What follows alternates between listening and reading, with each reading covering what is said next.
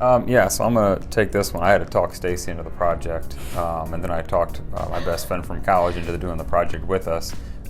Dana and Sarah Huxell both are in St. Louis, so they're not here with us right now.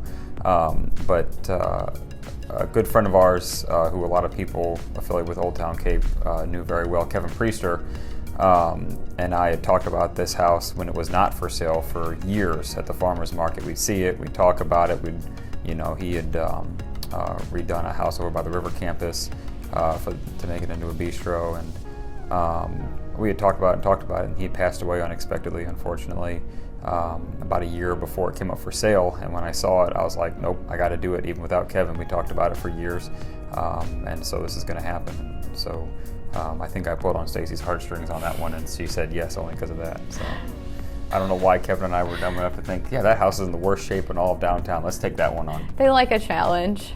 And, the other bids for the house were tear-down bids. Ours was yes, not. Yes, actually, Bill Dunn took a lower offer because we were going to fix it instead of bulldoze it. He did. Yeah.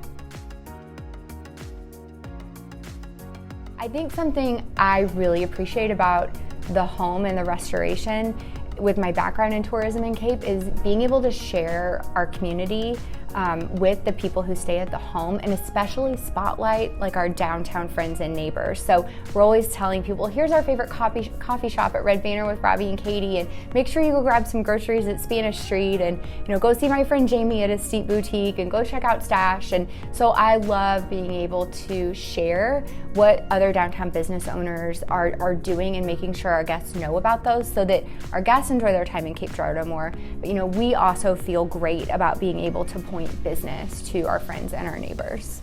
Oh my gosh, they love how walkable the location is. So they love being able to just pop over to Ebb and Flow and the riverfront and all these different spots. We have a long-term guest in right now who's here for work, and she's got her own little set of downtown relationships now. She's got friends up at Top of the Mark. She and Gabrielle's are friends now. So we love seeing our guests get integrated into our local downtown community.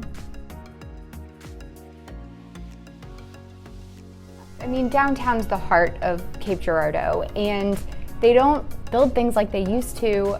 The construction, the craftsmanship, and the quality is just so different than what we see now.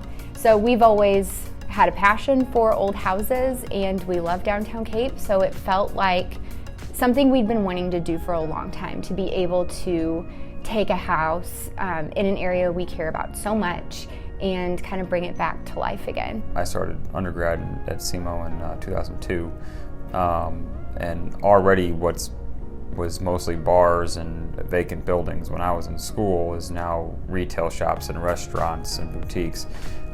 So I've seen the improvement, I think. There's not really any historic houses in downtown Cape with a main floor bathroom and bedroom, and that doesn't sound like a big deal, but if you have a family who's traveling with someone who has some mobility challenges, our house gives them an option where they can safely gather. So I'm really glad that we're able to kind of appeal to folks who don't have a ton of other options in downtown Cape Girardeau. For me, architecturally, the woodwork in the front, it's original woodwork to, I think it was 1899, just a few years after the house was built. And it is got some artwork on it carved in that you'll see once I'm finished with it, but it's actually Masonic artwork. And so I just think it's super cool that somehow through all the years of neglect and everything survived, and we're going to be able to keep that original artwork up there that's now 122 years old. Oh, I love how much Ryan was able to save. He saved every single piece of wood trim. The floors on the main level were not salvageable, and you'll see in some pictures why, but he patched all the floors upstairs. He saved the original Heart of Pine floors. I truly believe he saved things no one else would have saved. So there wasn't a ton of original features to really work with, but what there was there, he saved. And I'm really proud that we were able to do that.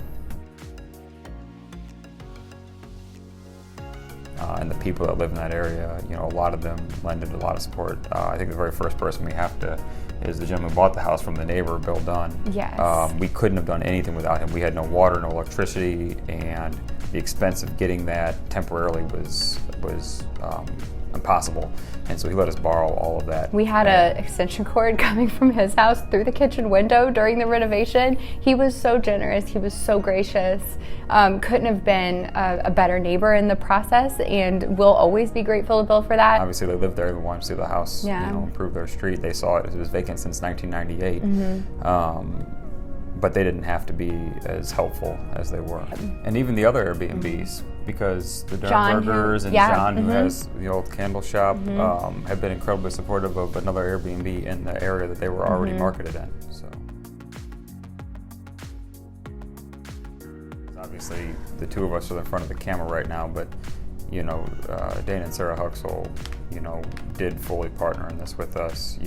Dane and Sarah both are SEMO alums, so that's why they were so familiar with the area. I mean, to me, I didn't even realize there were awards for doing anything like this, so I'm really excited that, what we did was noticed. I mean, we noticed what we did. Obviously, it was, I guess, almost 20 months of work to get from start to finish, and for other people to recognize and see what it was is really exciting.